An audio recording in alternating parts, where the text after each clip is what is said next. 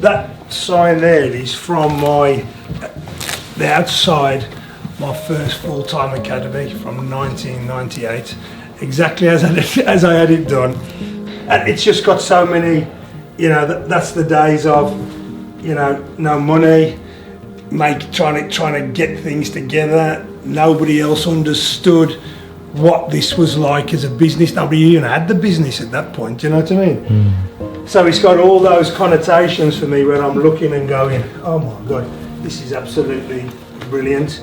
So what's the plan today? Okay, so I've trained with Coach Paulson since kind of early 90s. I was one of the first people he came to the UK with.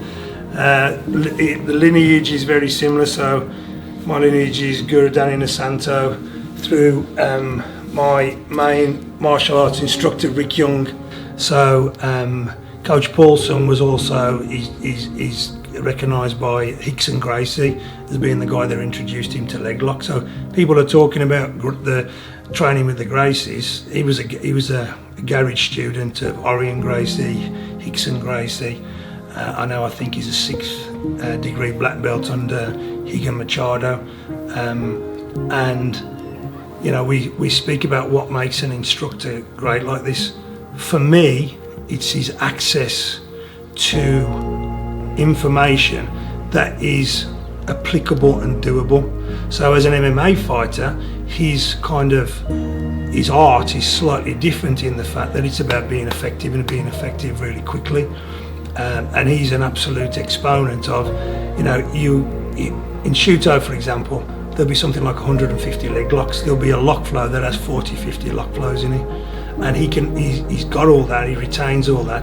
But at the same time, I believe his crew under the American Thai Boxing Association, Wing Chun instructor, and all these other elements that he brings in, and then does that role where, you know, you've got a guy who's a great boxing instructor under the rules and structure of boxing, but Sensei Paulson is able to pull that knowledge together and then roll it back into MMA, and he's another one of those guys whose influence as a coach is beyond the technique that he teaches.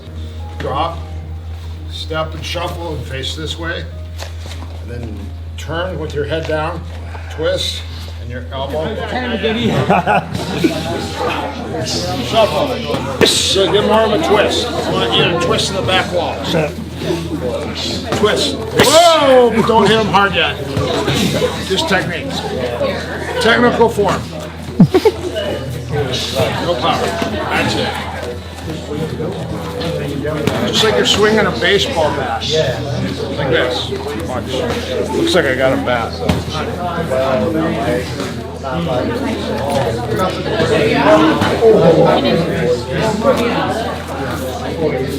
Does he know that we play round Woo, Jim, nailed. Hey, we've been working that, come on. Oh yeah, baby. We've done 3 of them ones. Oh yeah.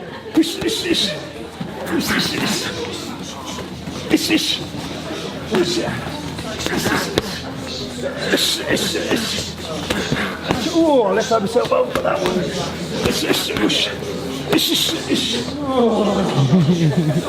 Rolled with it, rolled with it. Yeah, shoulder roll. Throw him out the way, with the start on that. Rotate! I think that one might have gone through and all. Stand up. Okay, so here's what happens. You kick, you slip, you fall, you're on your back. Kick him. Oh, you fell. Ugh, now you're on your back. What do? Now you better have good defense. The reason we call this the guard is because your legs guard the castle. He needs to get through the guards to get to the castle. So the legs are going to stop as much as they can from this person on top to stop you from coming on top. So the first one we're going to do is we're going to grab both ankles. And we're going to go side to side, fake left, fake right, and knee on belly. That's it. And we're going to hold the ankle the whole time. Don't let the ankle go. If you let the ankle go, he can roll and roll out and get away. Okay, so you want to hold the ankle as your knee on belly. And that's usually going to be a punch. The ankle that you hold will later be a punch to the face. Okay, this is called a side-to-side shuck. Side-to-side shuck. That's it. So the 5 grips you're going to have is 1, 2, 3, 4, 5. That's it. So for this one, what we're going to do when we walk in is we're going to lift and we're going to sit. Woo. Once we sit, we put a knee down and we start to push this cross center line. And then we switch our hands. Once we switch a hand, our hand goes here and we sprawl, and then we push the leg, and listen to the noise he makes when I land on it.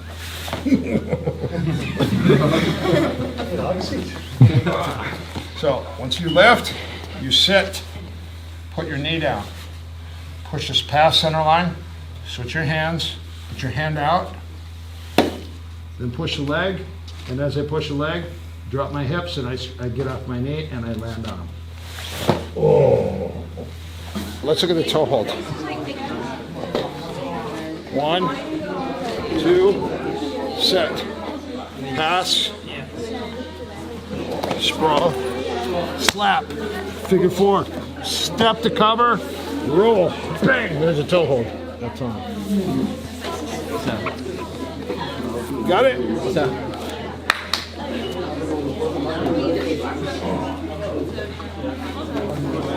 So when you go here, he slaps here, steps over. Bro. Sounds weird. Nice. Jim Bob, I got it. Put your hands up. You knee him here, and you grab, knee again, and there's your choke. And then you have the guillotines, where you have the figure 4 guillotine. And then you have the grab it, which is a neck crank. That's nasty. And at any time you can shuck and kick the face. 10-finger guillotine. Rear front naked choke, which is called the ninja guillotine. Then you have the Marcellotine, which is like this. So I don't know what your favorite is. Probably the last one, sir. Oh, okay. So Marcellotine. So if you go here, you grab your hand and you turn your shoulders, then your elbow comes over. But you can also from here just turn your fist. You go from here and you pull and then you turn your fist. Or like this, put your thumb in, turn it this way.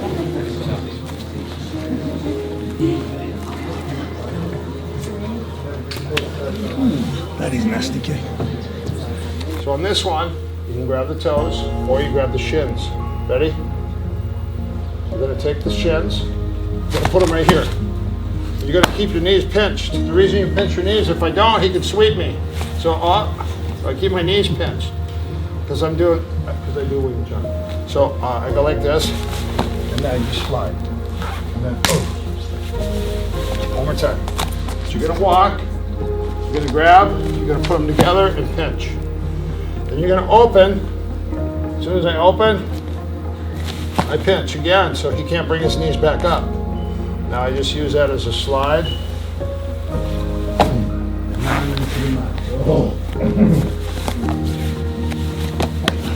Okay, next one. 1, 2, 3. Hey! Did you go the helicopter pass? Oh, no, no. You don't? You do this.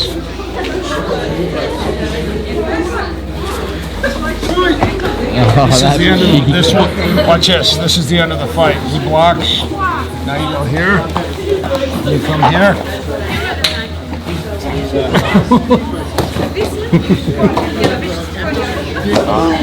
You lift your head up. His arm comes in front of your face. There's the finish right here. Grand finale. That was all the air leaving his joint.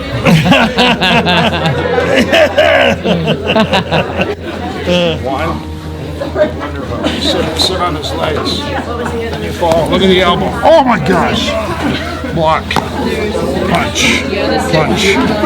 Punch. Punch. Punch. Punch. Thank you. I can't wait to do that.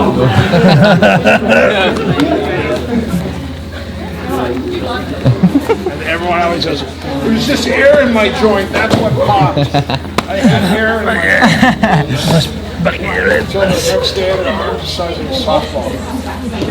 Now the raspberry. Slide his elbow to his hip.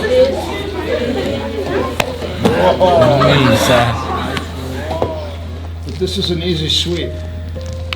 Defense. Defense. Defense. Look at the grab. Then you grab the ankle, you push the hip, don't push it up.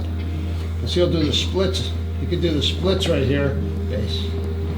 Look how he starts the base with this leg backwards. Even more. You still can't sweep him. Sometimes you can sweep the ankle or the hook on the knee. And then if you'll switch, and sometimes you put it here and then try to tomanagi over the top. But the thing I do with this hip is I push it out sideways. So it doesn't go like this, it goes like this. You pull his ankle to me. And then I come up, there's a wrist lock, sorry, or an underhook, and then I'm on top. Anytime I get on top, I want to get to here and start to hit, so I can start to work back to this position. This is going to be probably pretty close to the end of the fight. Because every time he slowly bridges, slowly, look what happens. Oh, jeez! Elbow to the eye socket. Again, slowly. Oh! And then this. Bong, bong, bong. Knee here, elbow.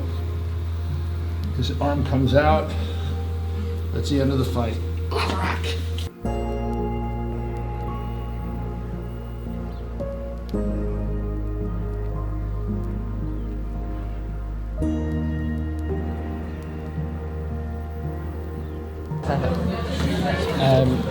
How did you find the class today? Great. You know, I've been a student of Coach Paulson since I think '93. So the CSW has been, you know, kind of back in the day. I wish we knew then how valuable it would be today. But he's a great coach. Breaks things down. Is giving progressions. There's 4 or 5 passes, and if you notice, there's a lot of it is it's not complicated, but it's work. It's proven. It's tried. He's either tried it himself as a fighter. He's had his own fighters use that kind of stuff. So for me to train with Kian today is good.